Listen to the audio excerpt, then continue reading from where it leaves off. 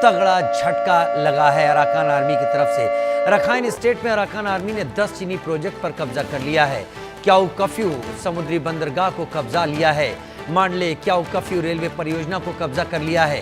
क्याउ curfew nappy ताव सड़क परियोजना को अपने नियंत्रण में ले लिया है।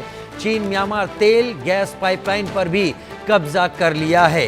ये वो म्यांमार के संगठन हैं जो लगातार म्यांमार की जुंटा सरकार के खिलाफ विद्रोह कर रहे थे, जिसमें 3 आर्मियां मुख्य रूप से मिली हुई हैं। Myanmar Nationalist Democratic People's Army एक ये है, दूसरी तोंग नेशनलिस्ट आर्मी है और तीसरी अराकान आर्मी है। इन तीनों का गठजोड़ है, लेकिन म्यांमार नेशनल डेमोक्रेटिक आर्मी को चीन सपोर्ट करता है। हालांकि इन तीनों संगठनों के एकजुट होने में चीन को भी उन्होंने दरकिनार कर दिया और अब उन प्रोजेक्ट पर कब्जा किया है जो प्रोजेक्ट चीन की तरफ से फंडेड थे।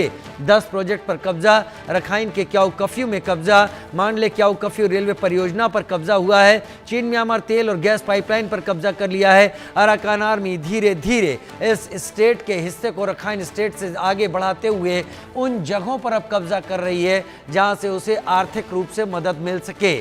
रखाइन आर्मी ने बांग्लादेश को भी झटके दिए हैं और रखाइन आर्मी ने चीन के मंसूबों पर भी पानी फेर दिया है। म्यांमार से अलग होकर क्या रखाइन अब एक नया देश बनेगा? क्योंकि रखाइन स्टेट वो इलाका है जो बांग्लादेश और म्यांमार के उस हिस्से पर है जहां से समुद्र का इलाका जुड़ता है और इसी के जरिए चीन एक रूट बनाने की कोशिश में था बांग्लादेश तक का। लेकिन अब यहाँ पर रखाइन आर्मी आ गई है जिसने इस पूरे हिस्से को कब्जा कर लिया है। इसी ने बांग्लादेश से लगते हुए म्यांमार के इलाके पर कब्जा किया और बांग्लादेश की आर्मी को पीछे हटने पर मजबूर कर दिया। आशीष दीक्षित मेरे सहयोगी न्यूज रूम से मेरे साथ इस वक्त जुड़ गए हैं। आशीष, डिटेल में बताइए क्या चल रहा है रखाइन आर्मी का? रखाइन आर्मी अपने आप को बहुत ज्यादा पावरफुल बना रही है।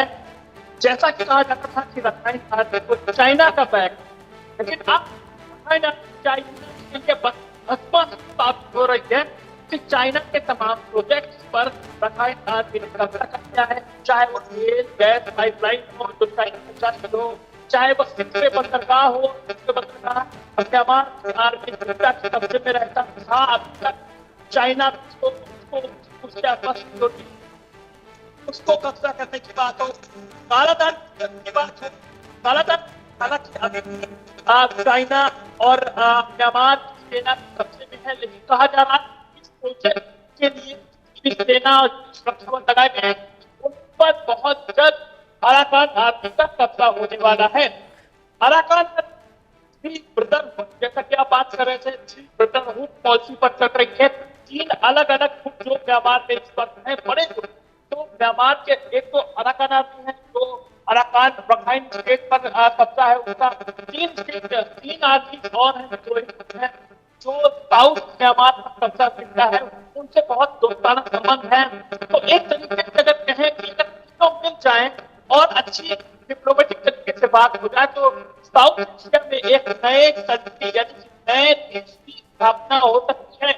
हालांकि इस अभी 4 दिन पहले 20-19 जनवरी के आसपास चाइना ने हस्तक्षेप करते हुए म्यांमार में कई विद्रोही गुटों के साथ म्यांमार की सेना के साथ समझौता करवाया है और ये सुनिश्चित करने की कोशिश की है कि यहाँ पर कोई उत्पात न हो और चाइना आराम से जो एशिया हाईवे है, एक बोला जाता है म्यांमार में एशियन हाईवे जो है वहां के जरिए चाइना अपना हिंद महासागर के जरिए व्यापार करता है अभी करता है। तो वहां पर उससे व्यापार पर कोई इफेक्ट ना पड़े, सीमावर्ती इलाकों में कोई इफेक्ट ना पड़े। 3 से 4 दिन पहले म्यांमार सेना के साथ मिलकर चाइना ने 2-4 गुट है उनके साथ समझौता बाकायदा टेबल पर बैठ करवाया है। लेकिन रखाइन स्टेट में जहां कहा कि रखाइन के जो अराकान आर्मी है वो चाइना ने सबसे पैदा किया है और चाइना के लिए काम करते थे। तमाम बंदरगाहों तमाम प्रोजेक्ट्स पर वो सिक्योरिटी प्रोवाइड कराते थे और तमाम रोहिंग्या मुसलमान वहां से मार लगाते थे। आप समझ रहे हैं राजू भाई, रोहिंग्या मुसलमानों पर एक तरीके से वो गाज बनकर गिरते थे।